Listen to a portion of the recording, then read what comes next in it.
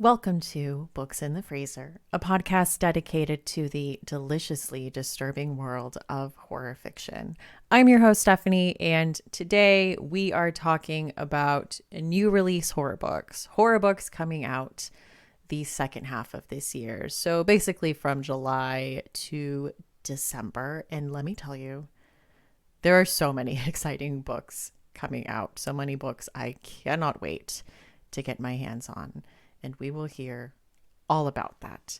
And with these episodes, as always, a big thank you to The Dark Piano for providing the ambient music.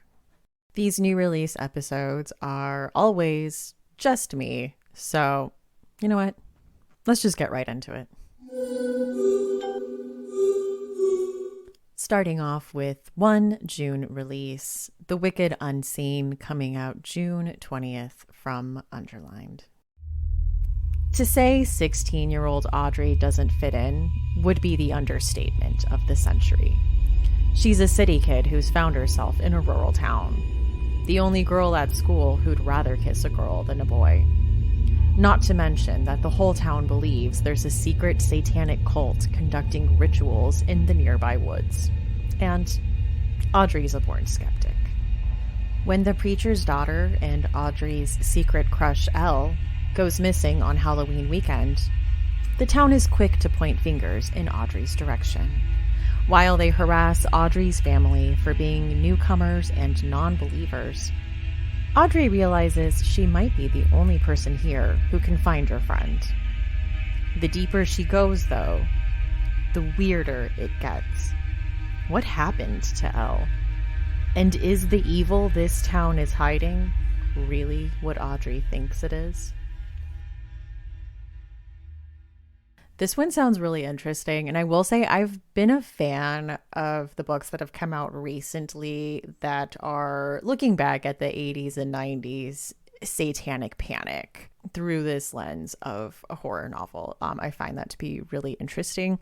Also, I will say I went with Audrey on the pronunciation for the protagonist's name, but it's spelled Audre. There's no Y at the end. So my apologies if it was supposed to be pronounced Audra or something else, but I went with Audrey. So just letting you know, that could be incorrect, but we just went with it. And up next, we have At the End of Every Day by Ariana Reich. This is coming out July 2nd from Atria. Delphi has spent years working at a vast and iconic theme park in California after fleeing her childhood trauma in her rural hometown. But after the disturbing death of a beloved Hollywood starlet on the park grounds, Delphi is tasked with shuttering the park for good. Meanwhile, two siblings with ties to the park exchange letters, trying to understand why people who work there have been disappearing. Before long, they learn there's a reason no one is meant to see behind the park's curtain. What happens when the park empties out? And what happens when Delphi, who seems remarkably at one with the park, is finally forced to leave? At once a novel about the uncanny valley, death cults, optical illusions, and the enduring power of fantasy, Reich's debut is a mind-bending teacup ride through an eerily familiar landscape where the key to it all is what happens at the end of every day. First of all, I know what you're thinking. Which iconic theme park in California are we talking about here? I don't know. My money's on Knott's Berry Farm. We'll see. Just kidding. But I will say one of the things as I was looking into this book that I saw comparisons to was that it said this is a debut novel perfect for fans of Ian Reid and Jeff Vandermeer, which tells me a few things. First of all, that this is going to be very psychological. And as a reader, maybe you shouldn't trust the information as it is presented to you at first. And they did use the word mind bending and also fantasy in that ending bit. So be prepared. And you know what? I am prepared. This sounds good. That is At the End of Every Day by Ariana Reich. This is coming out July 2nd from Atria. And on July 4th, we have Starve Acre by Andrew Michael Hurley. The worst thing possible has happened. Richard and Juliet Willoughby's son, Ewan, has died suddenly at the age of 5.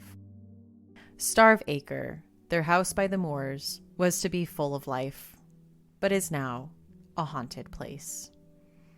Juliet, convinced Ewan still lives there in some form, seeks the help of the Beacons, a seemingly benevolent group of occultists. Richard, to try and keep the boy out of his mind, has turned his attention to the field opposite the house, where he patiently digs the barren dirt in search of a legendary oak tree. Starve Acre is a devastating new novel by the author of the prize-winning bestseller The Lonely. It is a novel about the way in which grief splits the world in two, and how, in searching for hope, we can so easily unearth horror. Andrew Michael Hurley is an author I still have to read, and this sounded like a good place to start. Also, this does have a movie adaptation in the works, starring Matt Smith, and it looks like it's going to be described as a brooding and stylistic modern horror, which, as you know, I cannot miss. So, very much looking forward to that. This sounds like it will be devastating. I know Andrew Michael Hurley does a lot of British folk horror, so interested to sink my teeth into this one. So that is Starve Acre, coming out July 4th from Penguin. Next up, we have Burn the Negative by Josh Winning. Arriving in LA to visit the set of a new streaming horror series, journalist Laura Warren witnesses a man jumping from a bridge, landing right behind her car. Here we go, she thinks. It's started. Because the series she's reporting on is a remake of a 90s horror flick. A cursed 90s horror flick, which she starred in as a child and has been running from her whole life. In The Guest House, Laura played the little girl with the terrifying gift to tell people how the Needle Man would kill them. When 8 of the cast and crew died in ways that eerily mirrored the movie's on-screen deaths, the film became a cult classic and ruined her life. Leaving it behind, Laura changed her name and her accent, dyed her hair, and moved across the Atlantic. But some scripts don't want to stay buried. Now, as the body count rises again, Laura finds herself on the run with her aspiring actress sister and a jaded psychic, hoping to end the curse once and for all, and to stay out of the Needle Man's lethal reach. This sounds so fun. Number one, loving 90s nostalgia as a whole trend right now. 2, I really love stories about fictional horror movies, horror TV shows, things like that. It's actually one of the bonus prompts this year on the Books in the Freezer reading challenge. So if you're still looking for something to read for the bonus prompt, you could always read this. That is Burn the Negative by Josh Winning, coming out July 11th from Penguin. And next up, we have Camp Damascus by Chuck Tingle, coming out July 18th from Tor Nightfire. They'll scare you straight to hell. Welcome to Neverton, Montana, home to a God-fearing community with a heart of gold.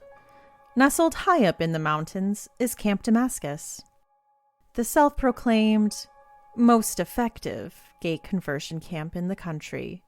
Here, a life free from sin awaits. But the secret behind this success is anything but holy. Okay, there's a few reasons why I am very excited to read this. I mean, first of all, yes, the premise itself, horror at a gay conversion camp, seems fascinating. Two, you may be wondering why the name Chuck Tingle sounds familiar. I know I was, and I'm here to tell you. The reason is because he's a very prolific erotica author whose titles I see all over my Twitter feed because they are hilarious. Titles like Space Raptor Butt Invasion, Bisexual Vampire Unicorns Teach Me the Importance of the Vampire Cough, and of course, Seduced by Dr. Bigfoot, Attorney at Large. So, needless to say, I am very curious for this very different direction, and this is being advertised as a very searing and earnest horror debut about the demons the queer community faces. So, just excited for this on many levels. That is Camp Damascus by Chuck Tingle. Next up, we have Silver Nitrate by Sylvia Moreno Garcia. This will be coming out July 18th from Del Rey. Montserrat has always been overlooked. She's a talented sound editor, but she's left out of the boys' club running the film industry in 90s Mexico City. And she's all but invisible to her best friend, Tristan, a charming, if faded, soap opera star. Though, she's been in love with him since childhood. When Tristan discovers his new neighbor is the cult horror director Abel Urueta, and the legendary auteur claims he can change their lives. Even if his tale of a Nazi occultist imbuing magic into a highly volatile silver nitrate stock sounds like sheer fantasy. The magic film was never finished, which is why Urueta swears his career vanished overnight. He's cursed. Now the director wants Montserrat and Tristan to help him shoot the missing scene and lift the curse. But Montserrat soon notices a dark presence following her, and Tristan begins seeing the ghost of his ex-girlfriend. As they work together to unravel the mystery of the film and the obscure occultist who once roamed their city, Montserrat and Tristan may find that sorcerers and magic are not only the stuff of movies. As you can imagine, the minute that this was announced, this went straight onto the TBR. I mean, Sylvia Moreno Garcia, to me personally, has earned that auto-buy, auto-read status. I will read anything she writes. And yes, when I read the synopsis and saw that we're talking about the filmmaking scene in 90s Mexico City, and we're talking about cursed film, yes, I'm there. Of course, you don't even have to ask, obviously. Yes, I'm excited about this. That is Silver Nitrate by Sylvia Moreno Garcia. And coming July 25th from MTV Books, we have Infested by Angel Luis Colon. It's the summer before senior year, and Manny has just moved from Texas to the Bronx in New York.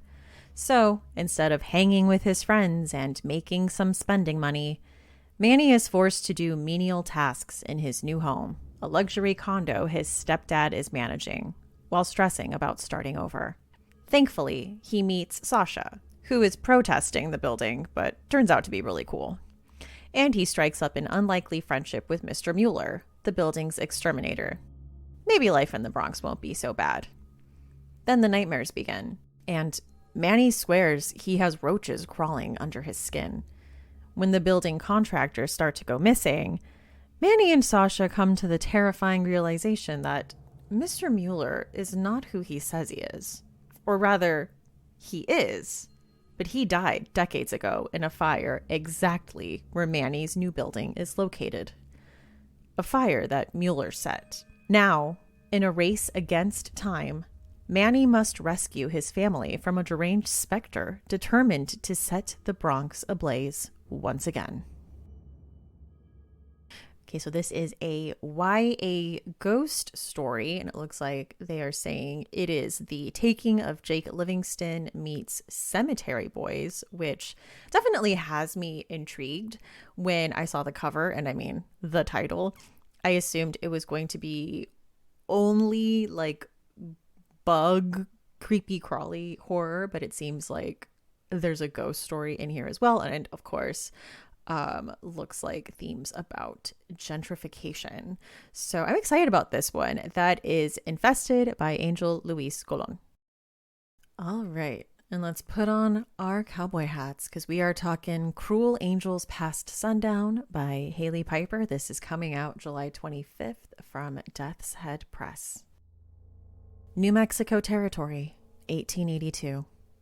She comes to the Klein Ranch at sunset, a strange, naked, pregnant woman dragging a cavalry saber. Annette Klein and her husband have built peace between their marriage and secret relations beyond. But their serenity dies in bloodshed tonight through a cannibalistic demon and a mad preacher. Annette barely escapes the bloodbath to the nearby town of Lowe's Bend, where she might find safety with a shotgun-toting barkeep, 2 no-nonsense boarding room ladies, and the gunslinging bounty hunter who's captured Annette's heart. But hell is at her heels.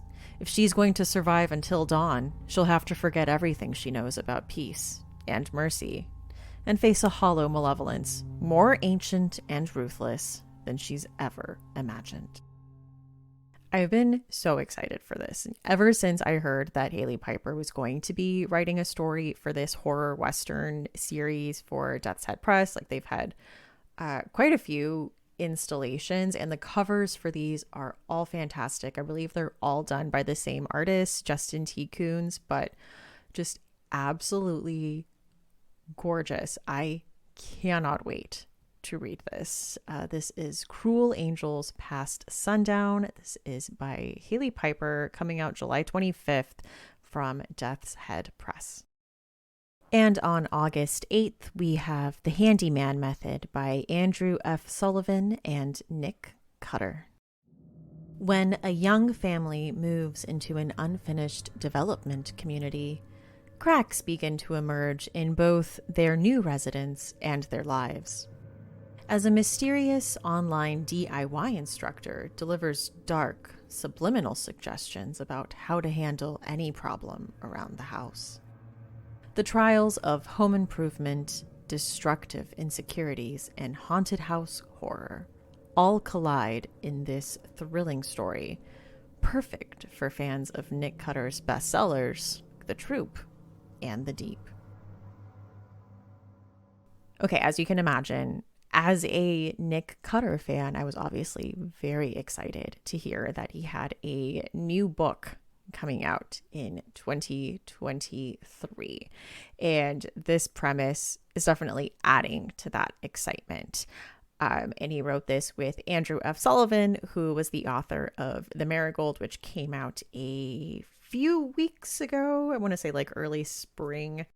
And it's currently on my shelf. I still have to read it, but I have heard really good things about it. And I know he had a great episode with Neil over at Talking Scared about it. So it's one I really need to get to. But I am extremely excited for The Handyman Method. I mean, like, yes, you know, I'm always there for creepy haunted house, but it looks like subliminal, like dark influencer, like DIY influencer. Come on, I'm there. Also on August 8th, we have Looking Glass Sound by Catriona Ward. This is coming out from Tor Nightfire.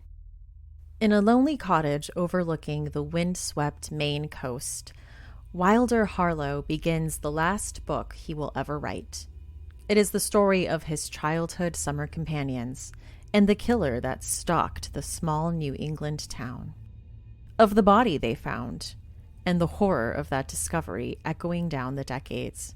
And of Skye, Wilder's one-time best friend, who stole his unfinished memoir and turned it into the lurid, best-selling novel Looking Glass Sound.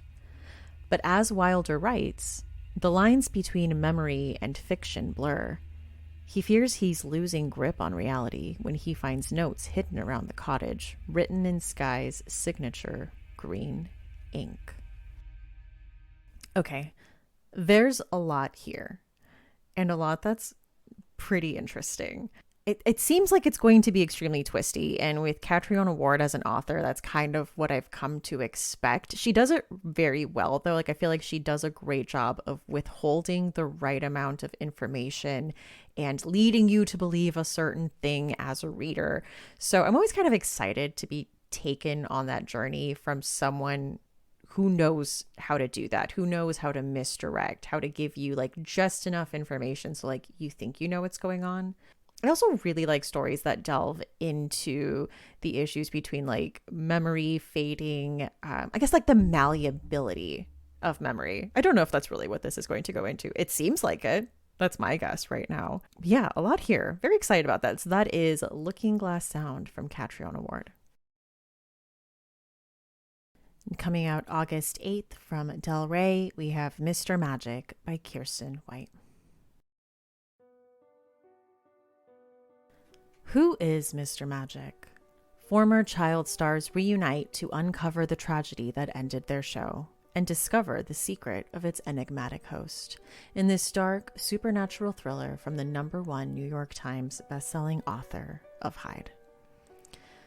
30 years after a tragic accident shut down production of the classic children's program Mr. Magic, 5 surviving cast members have done their best to move on. But just as generations of cultishly devoted fans still cling to the lessons they learned from the show, the cast, known as the Circle of Friends, have spent their lives searching for the happiness they felt while they were on it. The friendship, the feeling of belonging, and the protection of Mr. Magic. But with no surviving video of the show, no evidence of who directed or produced it, and no records of who or what the beloved host actually was, the memories are all the former Circle of Friends has.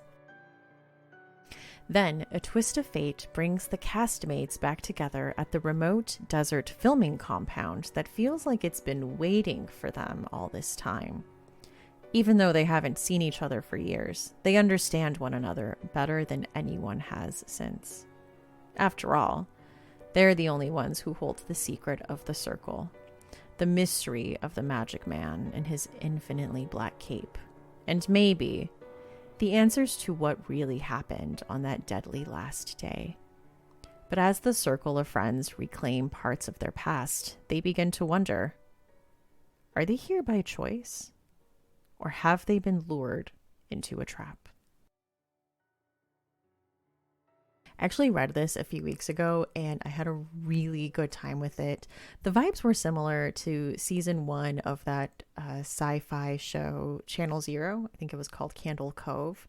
There was also a very interesting author's note in the back of the book talking about why this book was personal for her and drawing from an experience from her past.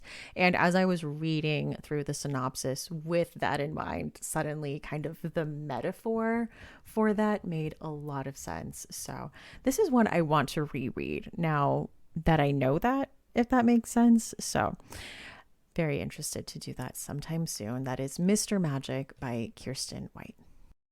And on August 8th, we also have Whalefall by Daniel Kraus. This is coming out from MTV Books.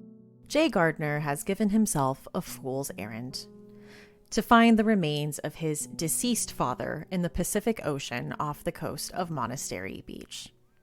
He knows it's a long shot, but Jay feels it's the only way for him to lift the weight of guilt he has carried since his dad's death by suicide the previous year. The dive begins well enough, but the sudden appearance of a giant squid puts Jay in very real jeopardy. Made infinitely worse by the arrival of a sperm whale looking to feed. Suddenly, Jay is caught in the squid's tentacles and drawn into the whale's mouth, where he is pulled into the first of its 4 stomachs. He quickly realizes he has only 1 hour before his oxygen tank runs out. 1 hour to defeat his demons and escape the belly of a whale. This sounds so tense and so good. I would say this is my worst nightmare, but I don't think I would have ever conceived of this as a situation. It's honestly, it's getting added to the list of like, what is your worst nightmare? This is going on there. Also, yeah, there's a time limit, like there's a ticking time limit on how much oxygen he has. Like I'm stressed reading the synopsis, which means yes, I do need to read this book immediately. That is Whalefall by Daniel Kraus, coming out August 8th from MTV Books. And on August 11th, we have 101 Horror Books to Read Before You're Murdered by Sadie Hartman. Curious readers and fans of monsters and the macabre, get ready to bulk up your TBR piles. Sadie Mother Horror Hartman has curated the best selection of modern horror books, including plenty of deep cuts. Indulge your heart's darkest desires to be terrified, unsettled, disgusted, and heartbroken with stories that span everything from paranormal hauntings to creepy death cults to small-town terrors and apocalyptic disasters. Each recommendation includes a full synopsis as well as a quick overview of the book's theme, style, and tone, so you can narrow down your next read at a glance. Featuring a foreword by New York Times bestselling author Josh Malerman and 5 brand new essays from rising voices in the genre. This illustrated reader's guide is perfect for anyone who dares to delve into the dark. So I currently have an advanced reader's copy of this, but to say that looking through it, it's very colorful, very easy to read, very approachable. So if you are like just getting into horror, I would say this is a good guide. It's a good gift for someone looking to get into horror. And Sadie will be on for an episode later this summer, so you will hear more about it from her. This is 101 Horror Books to Read Before You're Murdered, coming out August 11th. On August 15th, we have Fever House by Keith Rawson. When legbreaker Hutch Holtz rolls up to a rundown apartment complex in Portland, Oregon to collect overdue drug money, a severed hand is the last thing he expects to find stashed in the client's refrigerator. Hutch quickly realizes that the hand induces uncontrollable madness. Anyone in its proximity is overcome with a boundless compulsion for violence. Within hours, catastrophic forces are set in motion. Dark op government agents who have been desperately hunting for the hand are on Hutch's trail. More of the city's residents fall under its brutal influence, and suddenly, all of Portland stands at the precipice of disaster. But it's all the same for Catherine Moriarty, a singer whose sudden fame and precipitous downfall were followed by the mysterious death of her estranged husband. Suicide, allegedly. Her trauma has made her agoraphobic, shackled within the confines of her apartment. Her son Nick has moved home to take care of her, quietly making his living working for Hutch's boss. When Hutch calls Nick in distress, looking for someone else to take the hand, Catherine and Nick are plunged into a global struggle that will decimate the walls of the carefully arranged life they've built. Mother and son must evade both crazed, bloodthirsty masses and deceitful government agents, while exercising family secrets that have arisen from the dead. Secrets they soon discover might hold the very key to humanity's survival. I know I've said this a few times this episode, but that's a lot. I mean, there's a lot going on there. But it seems like a good time. It seems fun. Very interested in reading that, just because it seems bananas, to say the least. That is Fever House by Keith Rawson. That'll be coming out August 15th from Random House. And on August 15th from First Second, we have A Guest in the House by Emily Carroll. After many lonely years, Abby's just gotten married. She met her new husband, a recently widowed dentist, when he arrived in town with his young daughter, seeking a new start. Although it's strange living in the shadow of her predecessor, Abby does her best to be a good wife and mother. But the more she learns about her husband's first wife, the more things don't add up. And Abby starts to wonder, was Sheila's death really by natural causes? As Abby sinks deeper into confusion, Sheila's memory becomes a force all its own, ensnaring Abby in a mystery that leaves her obsessed, fascinated, and desperately in love for the first time in her life. I absolutely adored Emily Carroll's previous graphic novel, Through the Woods. It was like several kind of like fairy tale type stories set in cold weather. The artwork was gorgeous. I would have wallpapered the walls of my house with the pages from that book. They were so gorgeous. So yeah, when I saw that she had a new graphic novel coming up with like shades of Rebecca, come on. Of course, I had to include it in this list. So that is Emily Carroll's A Guest in the House, coming out August 15th from First Second. And on August 15th from Del Rey, we have Spin a Black Yarn, novellas by Josh Malerman. Josh Malerman is a master weaver of stories, and in this spine-chilling collection, he spins 5 twisted tales from the shadows of the human soul. A sister insists to her little brother that half the house is haunted by a strange presence. But is it the house that's haunted, or their childhoods? In Argyle, a dying man confesses to homicides he never committed, and he reveals long-kept secrets far more sinister than murder. A tourist takes the ultimate trip to outer space in Jupiter Drop, but the real journey is into his own dark past.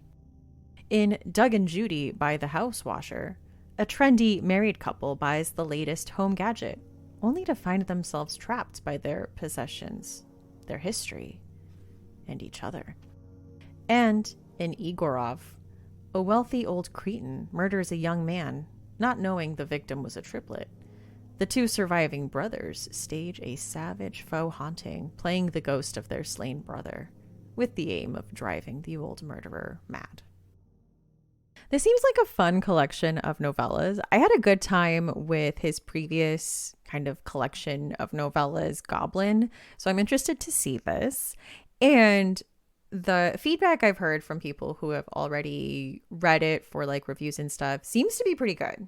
So looking forward to that. That is Spin a Black Yarn, novellas by Josh Malerman. On August 29th from Berkeley, we have Vampires of El Norte by Isabel Cañas. As the daughter of a rancher in 1840s Mexico, Nena knows a thing or two about monsters. Her home has long been threatened by tensions with Anglo settlers from the north. But something more sinister lurks near the ranch at night. Something that drains men of their blood and leaves them for dead. Something that once attacked Nena 9 years ago. Believing Nena dead, Nestor has been on the run from his grief ever since, moving from ranch to ranch, working as a vaquero. But no amount of drink can dispel the night terrors of sharp teeth. No woman can erase his childhood sweetheart from his mind. When the United States attacks Mexico in 1846, the 2 are brought abruptly together on the road to war. Nena as a curandera, a healer striving to prove her worth to her father so he does not marry her off to a stranger, and Nestor as a member of the auxiliary cavalry of ranchers and vaqueros. But the shock of their reunion, and Nena's rage at Nestor for seemingly abandoning her long ago, is quickly overshadowed by the appearance of a nightmare made flesh. And unless Nena and Nestor work together to save their past and face the future together, neither will survive to see the dawn. I am of the belief that the world could always use another vampire novel. There will never be enough. I love me some vampires. And when I learned that Isabel Cañas was following up her success with The Hacienda with a novel about 19th century vaqueros in Mexico squaring up against vampires, and of course there's a love story, I don't think you could understand how prepared I was for this story. So yes, deeply excited about this. That is Vampires of El Norte by Isabel Cañas. On September 5th, from Tor Nightfire, we have Schrader's Chord by Scott Leeds. I told you they were real. After his estranged father's mysterious death, Charlie Remick returns to Seattle to help with the funeral. There, he discovers his father left him 2 parting gifts: the keys to the family record store and a strange black case containing 4 ancient records that, according to legend, can open a gate to the land of the dead. When Charlie, his sister, and their 2 friends play the records, they unwittingly open a floodgate of unspeakable horror. As the darkness descends, they are stalked by a relentless, malevolent force and see the dead everywhere they turn. With time running out, the only person who can help them is Charlie's resurrected father, who knows firsthand the awesome power the records have unleashed. But can they close the gate and silence Schrader's cord before it's too late? This sounds absolutely chaotic in the best way, but you gotta love a story about a cursed record, cursed song. As we get older, do you think they'll have like cursed CDs, like cursed MP3s? Like they gotta have stuff like that, right? Records just seem more curseable aesthetically. Anyway, that is Schrader's Cord by Scott Leeds, coming out September 5th from Tor Nightfire. What about one of those cursed hit clips? Remember those? I think I had one for like Baby One More Time. Also on September 5th from Berkeley, we have September House by Carissa Orlando. When Margaret and her husband Hal bought the large Victorian house on Hawthorne Street, for sale at a surprisingly reasonable price, they couldn't believe they finally had a home of their own. Then they discovered the hauntings. Every September, the walls drip blood. The ghosts of former inhabitants appear, and all of them are terrified of something that lurks in the basement. Most people would flee. Margaret is not most people. Margaret is staying. It's her house. But after 4 years, Hal can't take it anymore, and he leaves abruptly. Now he's not returning calls, and their daughter Catherine, who knows nothing about the hauntings, arrives, intent on looking for her missing father. And to make things worse, September has just begun, and with every attempt Margaret and Catherine make at finding Hal, the hauntings grow more harrowing, because there are some secrets the house needs to keep. So I read this book a few weeks ago and absolutely loved it. Like, it blew me away. I wasn't sure what to expect. I had read the premise, and I was reading it while I was getting my hair done. And like, even in the noisy salon with all these distractions, I was completely sucked into this story in a way that I was not expecting. And I don't know, everything about it is just so masterfully done. Absolutely loved it. That is The September House by Carissa Orlando. And on September 5th from Delacorte, we have There's No Way I'd Die First by Lisa Springer. Noelle Lane knows horror. Every trope, every warning sign, every survival tactic. She even leads a successful movie club dedicated to the genre. Thus, who better to throw the ultimate, most exclusive Halloween party on all of Long Island? And with the guest list including the coolest kids in her senior class, her popularity is bound to spike. Hopefully enough to warrant an expansion into podcasting. Plus, the fact that attractive singer-songwriter Archer Mitchell is coming is honestly the candy corn on top. Nothing is going to kill her party vibes. Except maybe that low-budget it clown she hires to lead a classic round of tag. He's supposed to be terrifying, in a comforting, nostalgic way. Instead, he's giving major creeps, but maybe Noelle's just that good at hosting. Her confidence is immediately rocked when the night's entertainment axes one of her guests. And he's not done yet. If an evil, murderous clown thinks life is a game, Noelle's ready to play. She's waited a long time to prove that she's a final girl. This sounds like a lot of fun. I mean, who doesn't love a good teen slasher?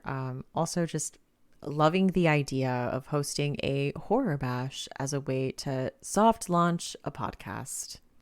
Maybe I did it wrong, because that sounds like a fun way to do that. So that will be coming out September 5th from Delacorte, and that is No Way I'd Die First by Lisa Springer. And coming out September 12th from Quirk Books is What Kind of Mother by Clay McLeod Chapman. After striking out on her own as a teen mom, Maddie Price is forced to return to her hometown of Brandywine, Virginia, with her 17-year-old daughter. With nothing to her name, she scrapes together a living as a palm reader at a local farmer's market. It's there she connects with her old high school flame, Henry McCabe, now a reclusive local fisherman whose infant son Skylar went missing 5 years ago. Everyone in town is sure Skylar's dead, but when Maddie reads Henry's palm, she's haunted by strange and disturbing visions that suggest otherwise. As she follows the thread of these visions, Maddie discovers a terrifying nightmare waiting at the center of the labyrinth, and it's coming for everyone she holds dear. Okay, I am so excited for this book. One, yes, because I adored Ghost Eaters, but also because, I don't know, the marketing around this book has been so intriguing. Like, people have been taking pictures with, like, Old Bay, like the spice mix, you know, and like crabs. And I just want to know. I'm so intrigued. So I did pick up a copy of this at StokerCon. It was one of the first ones I grabbed. I was so excited. So that'll be coming out September 12th from Quirk Books. That is What Kind of Mother by Clay McLeod Chapman.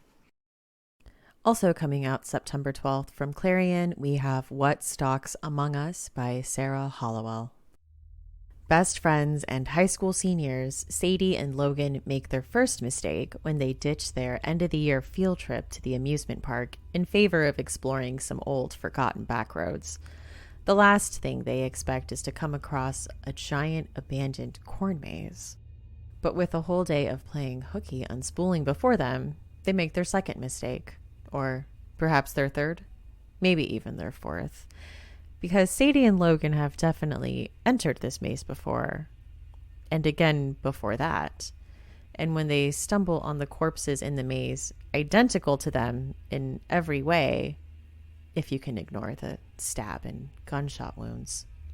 From their clothes, to their hidden scars, to their dyed hair, to that one missing tooth, they quickly realize they've not only entered this maze before, they've died in it too. A lot. And no matter what they try, they can't figure out what or who is hunting them. Okay, this premise sounds amazing. It's reminding me of that Twilight Zone episode that I'm going to be mad at myself because I can't think of what it's called right now, but I think it was one of Rachel Harrison's picks when we did our Twilight Zone read-alikes episode. Also, it's giving me kind of are we getting maybe time loop horror, which was another thing I talked about that I said I wanted like time loop horror, and I realized it's not technically a time loop because their bodies are there, so they're not technically like doing it over and over again if they're finding their own corpses. Anyway, I'm not getting caught up in the nitty-gritty of it. I am just so excited about this premise, so you know I'm going to be checking it out. That is What Stalks Among Us by Sarah Hollowell, coming out September 12th from Clarion. And also coming out September 12th, big day, from Berkley, is Black Sheep by Rachel Harrison. Nobody has a normal family, but Vesper Wrights is truly something else. Vesper left home at 18 and never looked back, mostly because she was told that leaving the staunchly religious community she grew up in meant she couldn't return. But then an envelope arrives on her doorstep. Inside is an invitation to the wedding of Vesper's beloved cousin Rosie. It's to be hosted at the family farm. Have they made an exception to the rule? It wouldn't be the first time Vesper's been given special treatment. Is the invite a sweet gesture, an olive branch, a trap? Doesn't matter. Something inside her insists she go to the wedding, even if it means returning to the toxic environment she escaped, even if it means reuniting with her mother, Constance, a former horror film star and forever Ice Queen. When Vesper's homecoming exhumes a terrifying secret, she's forced to reckon with her family's beliefs and her own crisis of faith in this deliciously sinister novel that explores the way family ties can bind us as we struggle to find our place in this world. I mean, it's no secret that I love Rachel Harrison. I love her books. You guys need to read this. And I will say the synopsis is like giving very little away. And I just think this is one you're going to want to get to sooner rather than later. I just think when people review, they're probably going to say more than they should about the story. And it won't like ruin it if you know more going in. But I think the best reading experience is to just go in as blind as possible, to just go in basically with what the synopsis is saying. I loved this book. I just really, really enjoyed it. So you're definitely going to want to read it. So coming out September 12th from Berkley, that is Black Sheep by Rachel Harrison. Coming out September 26th from Dutton is And Then She Fell by Alicia Elliott. On the surface, Alice is exactly where she should be in life. She's just given birth to a beautiful baby girl, Dawn. Her ever-charming husband, Steve, a white academic whose area of study is conveniently her own Mohawk culture, is nothing but supportive, and they've recently moved into a new home in a wealthy neighborhood in Toronto, a generous gift from her in-laws. But Alice could not feel like more of an imposter.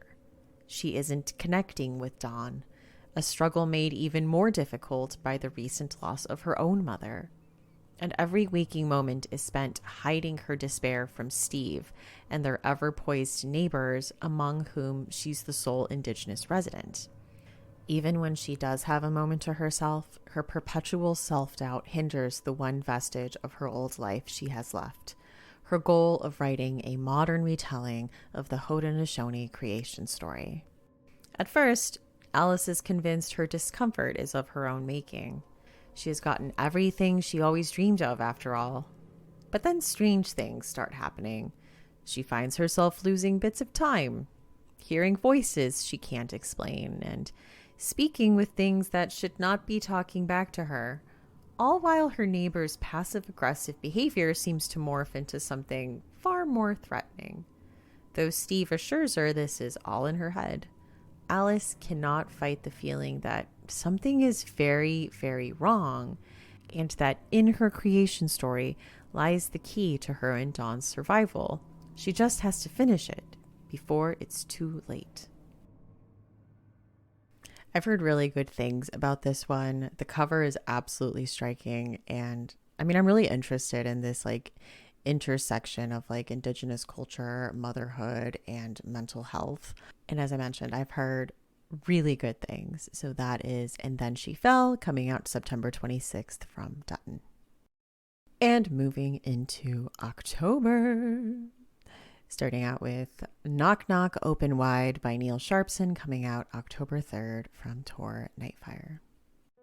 Driving home late one night, Etain Larkin finds a corpse on a pitch-black country road deep in the Irish countryside.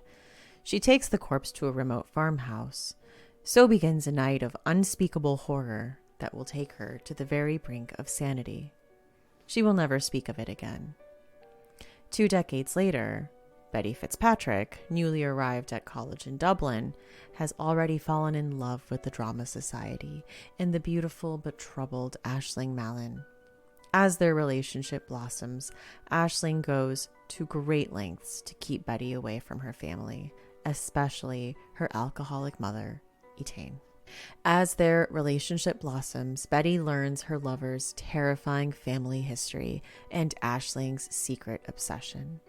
Aisling has become convinced that the horrors inflicted on her family are connected to a seemingly innocent children's TV show.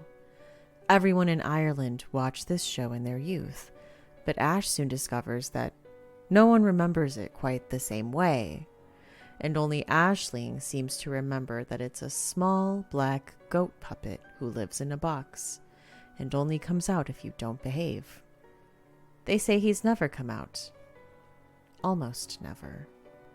When the door between the known and the unknown opens, it can never close again. This sounds really good. I feel like I probably mispronounced the name Etain. It's Etain. So Irish listeners, if you could let me know the correct way to pronounce that, that would be lovely.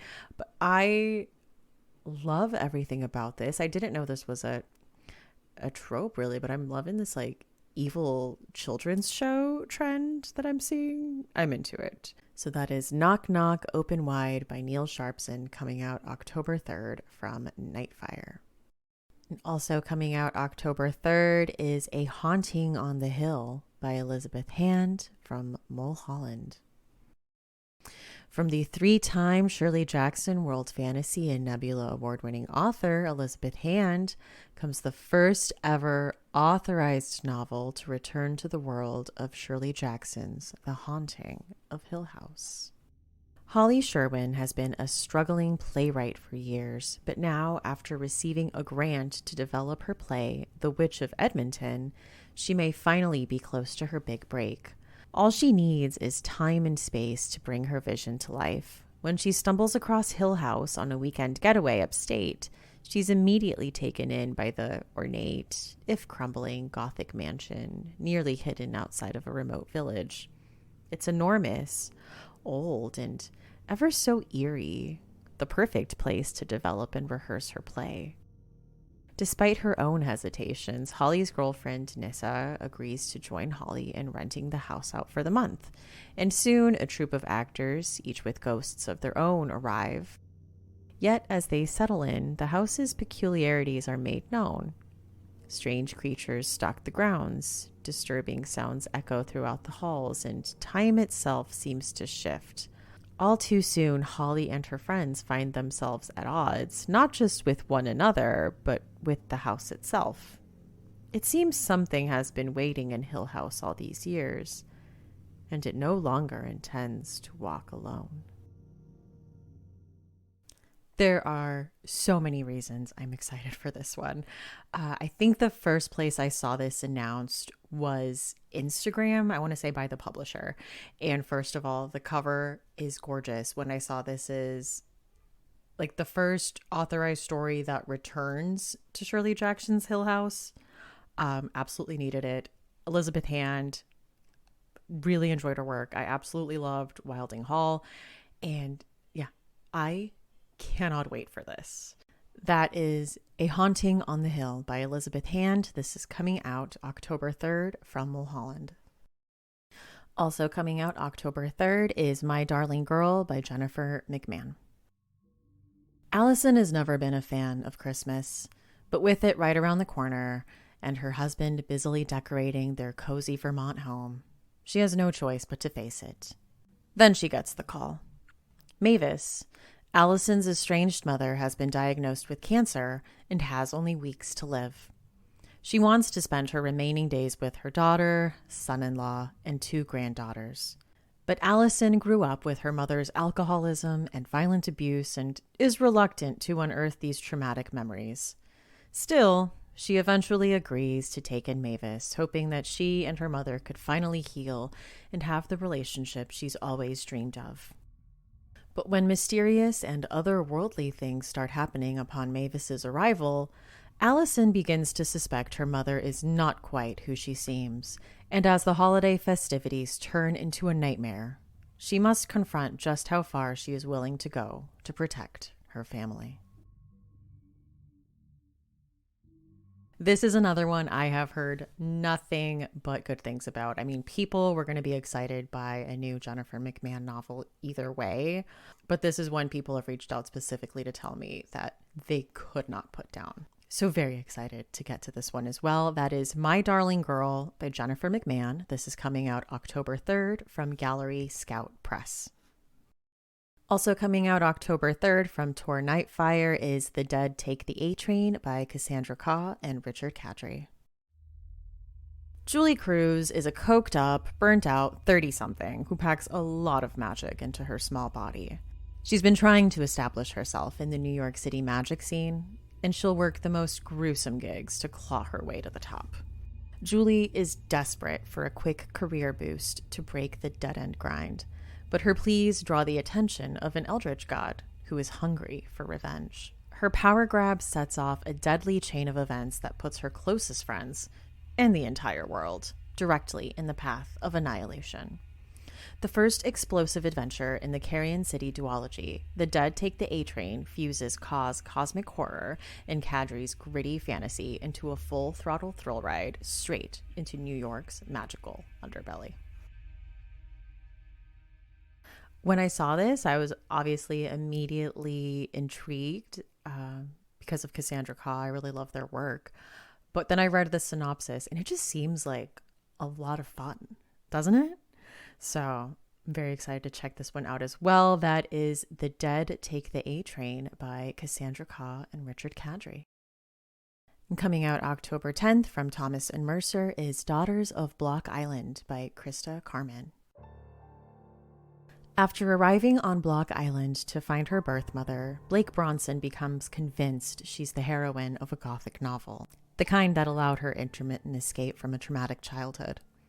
How else to explain the torrential rain, the salt-worn mansion known as Whitehall, and the restless ghost purported to haunt its halls?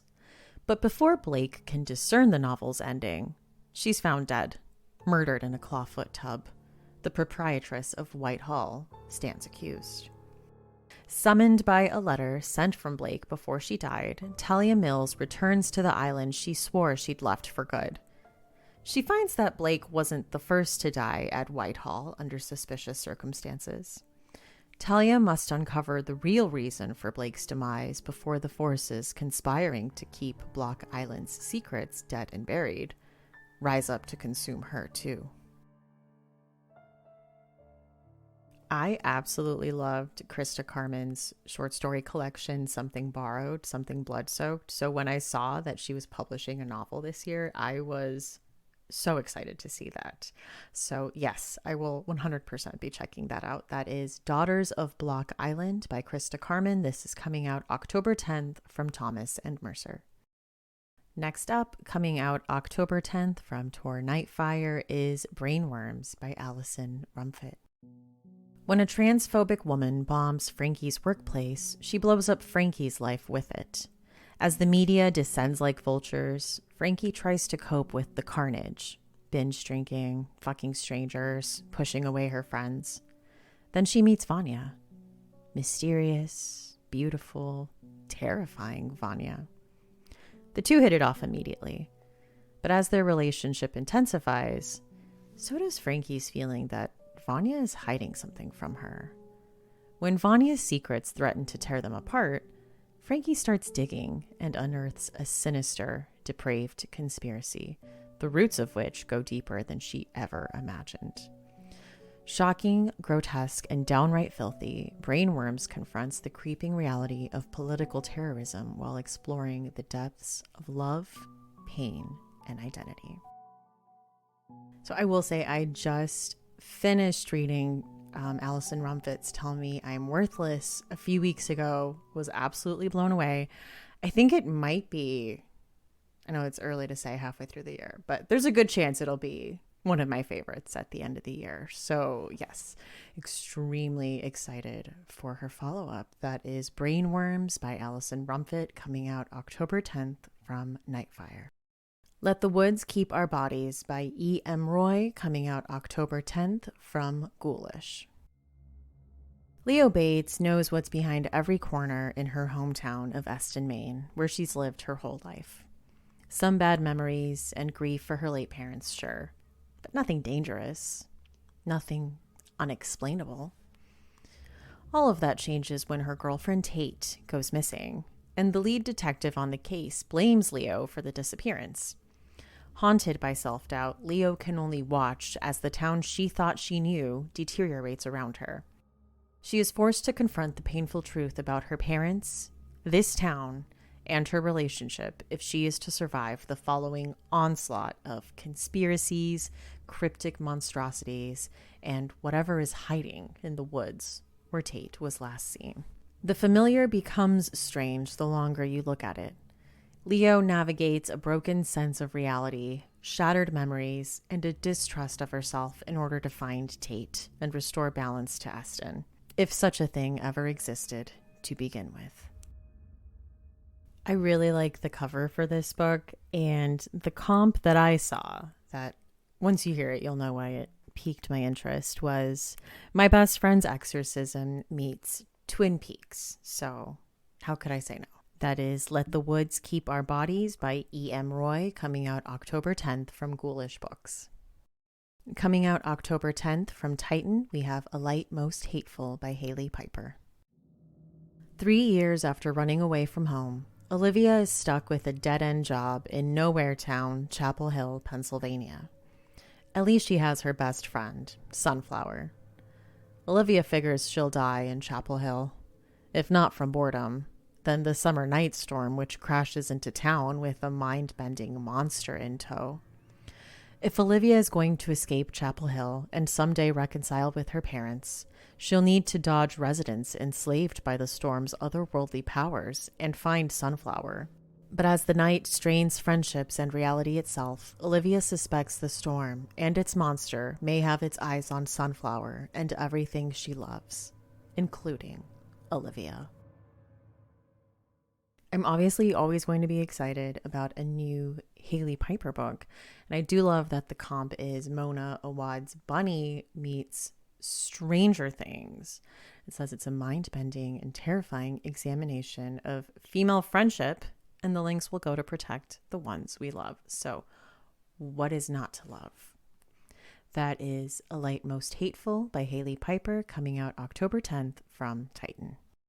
And coming out October 31st, Halloween, from Tor Nightfire, is Nestlings by Nat Cassidy. Anna and Reed needed a lucky break. The horrifically complicated birth of their first child has left Anna paralyzed, bitter, and struggling with mobility, with her relationship with Reed, with resentment for her baby. That's about to change with the words any New Yorker would love to hear. Affordable housing lottery. They've won an apartment in the Deptford, one of Manhattan's most revered buildings, with beautiful vistas of Central Park and stunning architecture. Reed dismisses disturbing events and Anna's deep unease and paranoia as the price of living in New York. People are odd.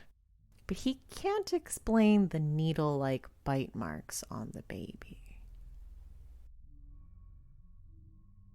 So I did read this one, and let me tell you, it is so good. It's definitely one you're going to want to pick up. His debut novel, Mary, An Awakening of Terror, was one of my favorites last year, and this as a follow-up just absolutely did not disappoint. That is Nestlings by Nat Cassidy, coming out October 31st from Tor Nightfire. And coming out November 1st from Shortwave is Candy Cane Kills by Brian McCauley. When Austin's parents drag him and his little sister Fiona to a remote cottage for Christmas, he's less than thrilled about the forced bonding exercise. But after learning that their holiday getaway was the site of a horrific crime, this family on the rocks will have to fight for their lives against a legendary killer, because Candy Cane is slashing through the snow with a very long, naughty list. I mean, you know I can't say no to holiday-themed horror and like a Christmas slasher. Come on. Yes, I'm going to read this. It seems so fun. I did get to meet Brian at StokerCon as well as Nat. And they were both so nice. I will say Brian wore a Christmas sweater to the banquet, and it was like a shark Christmas sweater. So perfect. Just really good cross promotion there. So that is Candy Cane Kills by Brian McCauley.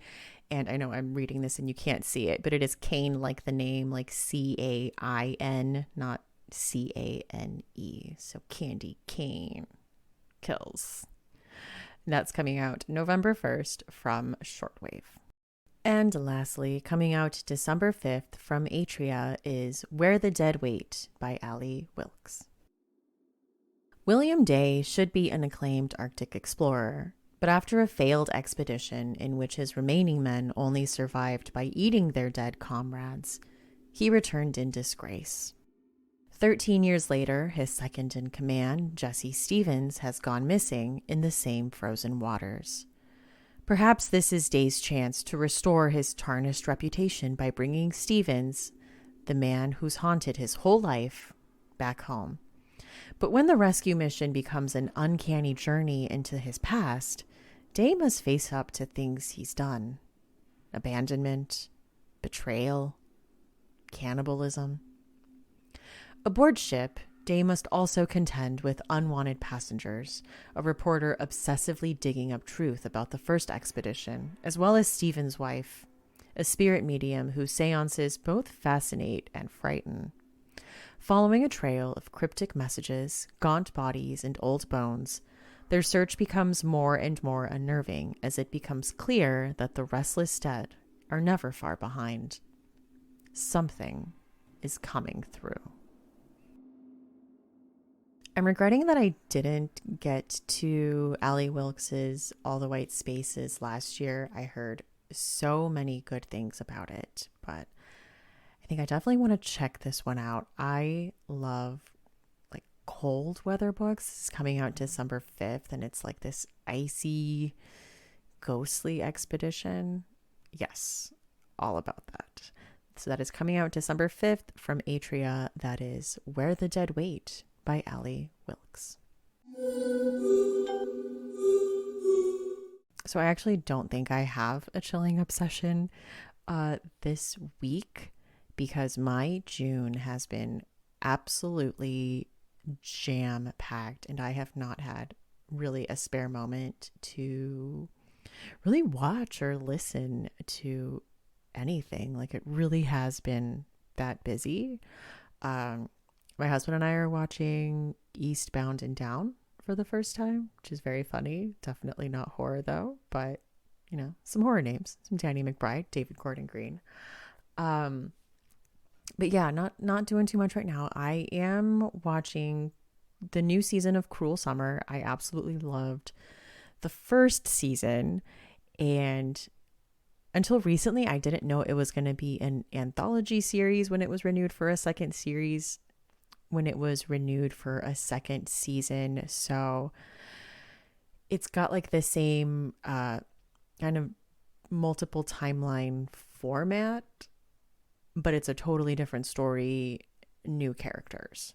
So I'm only like 3 episodes into it, so I'm not making any judgment calls, but we'll see how it goes. I will keep you updated. For final girl song, I think I'm going to go with 100 Gex, Dumbest Girl Alive.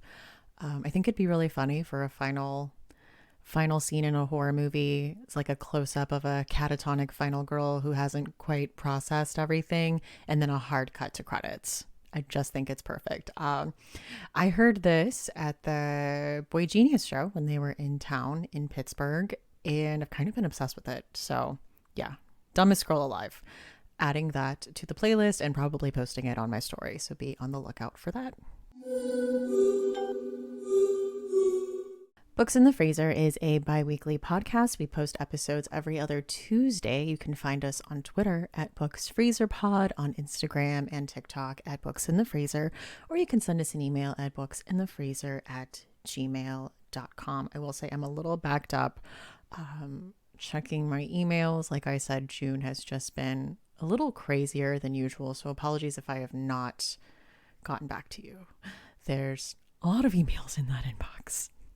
You can find a list of the books mentioned on this episode and all previous episodes at booksinthefreezer.com. Honestly, a lot of really good information there. Where to get merch, how to support the podcast. There is links to the Patreon. There are affiliate links listed. There are links to the Books in the Freezer Final Girl playlist. So yeah, all around good resource. Go to booksinthefreezer.com for all of that should be in the listing, and like the podcast episode description should have a link that just takes you right to that. I'm Stephanie. You can find me on Twitter at lady_Gagnon. That's LADY_GAGNON, or on Instagram at That's What She Read, and that's with 2 A's. So thank you, and see you next time on Books in the Freezer.